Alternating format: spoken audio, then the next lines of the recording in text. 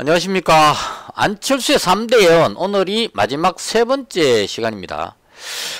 제가 3회에 걸쳐서 안철수 대표의 3대 예언을 재조명하고자 하는 이유는, 봐라, 안철수가 말한 것처럼 문재인 정부 들어와서 나라 꼴이 개판이 되지 않았느냐라고 말하고 싶었으만은 아닙니다.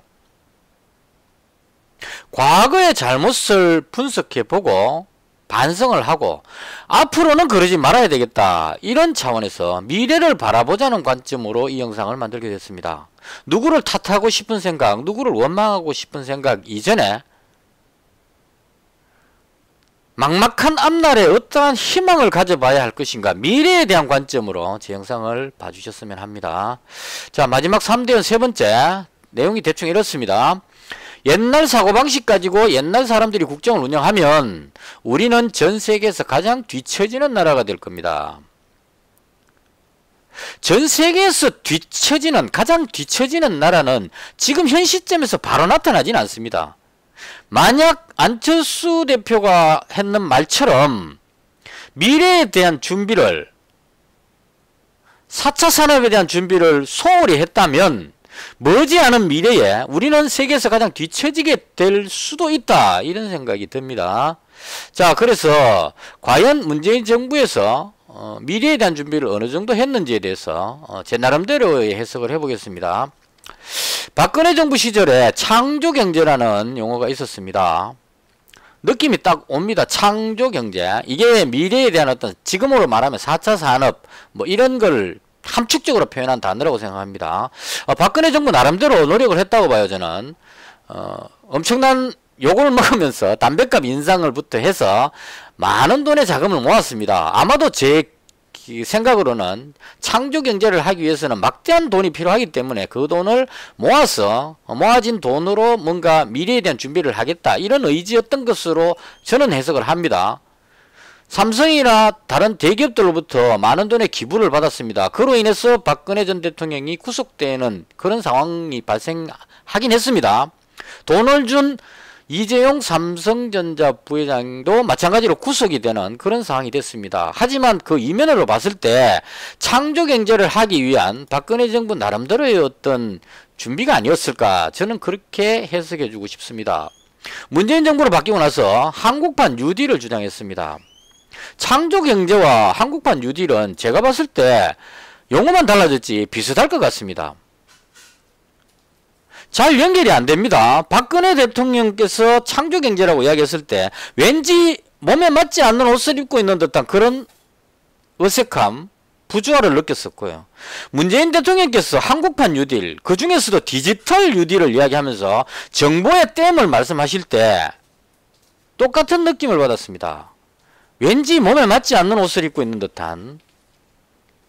자, 과연 우리 정부는 미래를 위해서 어떤 준비를 하고 있는지 한번 생각해 볼 필요가 있습니다. 4차 산업, 미래에 대한 여러가지 단어들 중에 가장 떠오르는 거 인공지능입니다. 알파고가 바둑을 석권해서 지금 어느 누구도 인공지능 알파고에게 바둑을 이길 수 있는 사람이 없습니다. 이제는 최고가 됐다는 얘기죠. 빅데이터, 방대한 양의 자료들이 빠른 통신 속도와 막대한 저장 능력으로 어마어마하게 빠른 속도의 많은 양의 자료들이 순식간에, 지금 이 순간에도 왔다 갔다 하고 있습니다.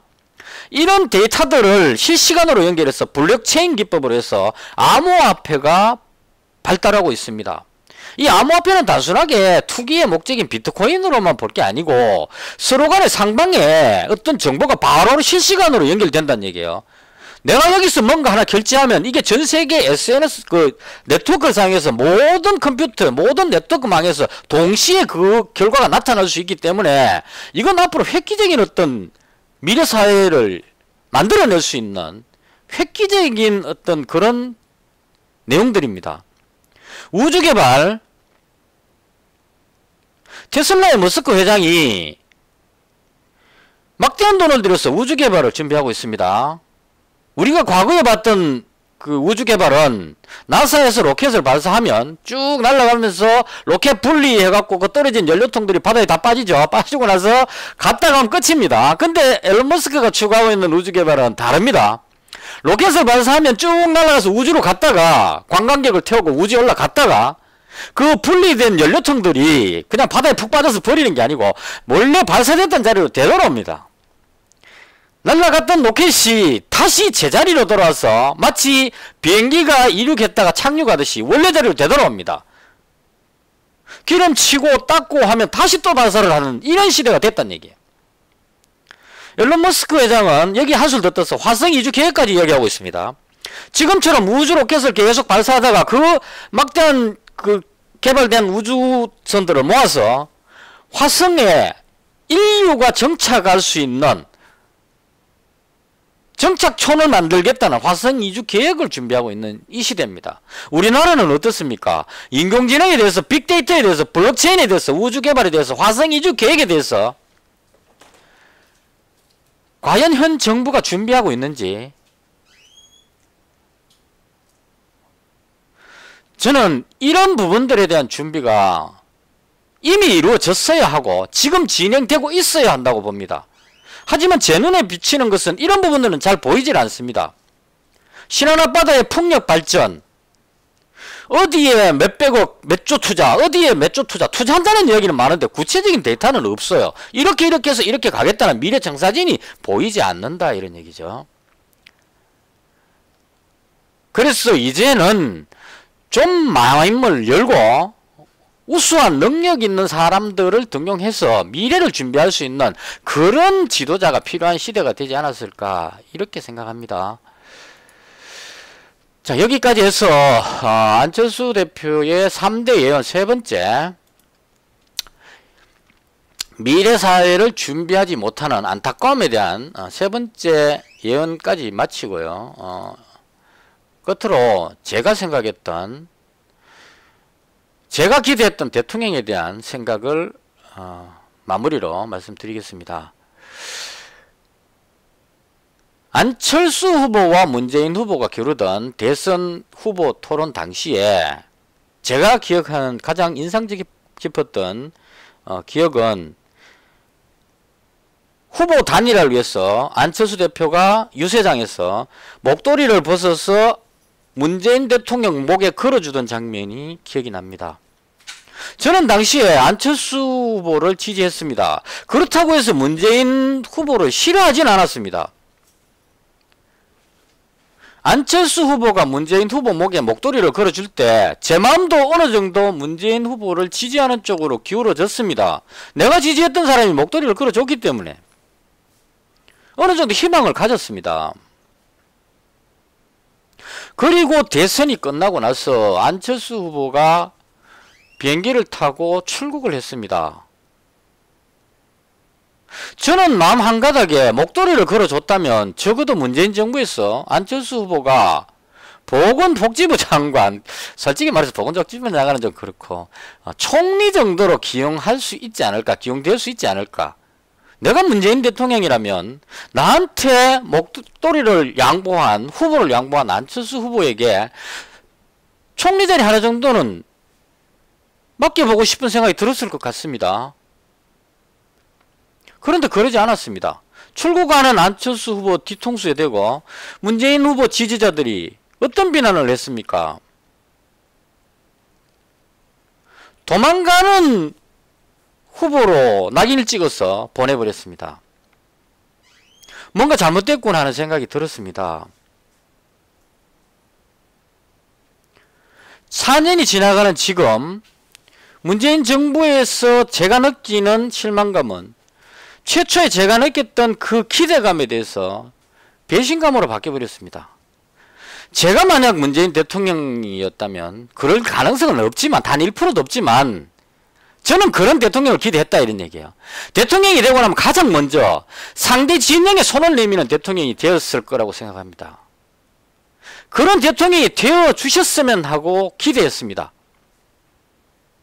노동자들의 지지를 받아서 대통령이 됐다면 노동자 편에 서서 노동자의 권익을 대변하기에 앞서 수많은 자영업자, 중소기업가, 기업가들 편에 생각을 한번 하고 손을 내미는 자세를 보여줬다면 화합하는 대통령이 될 수 있었다 이런 얘기죠. 박근혜 대통령을 지지했던 수많은 사람들, 대통령이 되신 후에 그 사람들에게 먼저 손 내미는 자세를 보였다면 지금처럼 이렇게 세상이 분리되지는 않았을 겁니다. 서로 상대를 죽이려고 칼을 갈고 있는 이런 시대가 되지는 않았을 거다 이런 얘기죠. 인재동용도 마찬가지입니다. 대한민국에 인재가 왜 없습니까? 왜 이상한 사람들 뽑아갖고 난리를 칩니까? 외교부 장관 딱 떠오르는 사람 바로 나오죠. 반기문 전 유엔 사무총장 뽑으면 바로 됩니다. 안 하시겠다 그러면 삼고초려.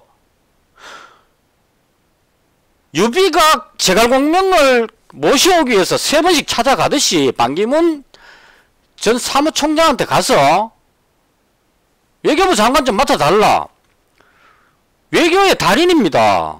인맥도 많고. 보건복지부 장관 뭐 코로나가 심하고 이렇다. 안철수 대표 찾아가가지고 보건 분야 맡겨서 좀 해달라. 할 수 있는 부분이라는 얘기입니다. 그렇게 해서 본인이 하기 싫다 그러면 할 수 없지만 그런 정도의 자세를 가지고 인재를 등용했다면, 넘쳐나는 대한민국 인재 중에 유능한 사람만 뽑았다면 지금처럼 나라가 이렇게 어려워지지는 않았을 거다 이런 얘기입니다. 그렇게 했다면 그 뛰어난 인재들이 미래에 대한 청사진을 제시했을 겁니다. 코로나에 대한 방어도 잘했을 거고 외교도 잘했을 거고 첨단 과학 분야의 미래 비전도 제시했을 겁니다. 그럼 우리는 우리 미래 세대 제 자식들에게 대한민국을 위해서 뭔가 뜻있는 일을 해보라 이렇게 말할 수 있었을 겁니다. 지금 어떻습니까? 열심히 공부해서 미국으로 가고 중국으로 가고 어떻게든 한국을 벗어나라고 가르쳐야 되는 이 시대가 됐다 이런 얘기예요.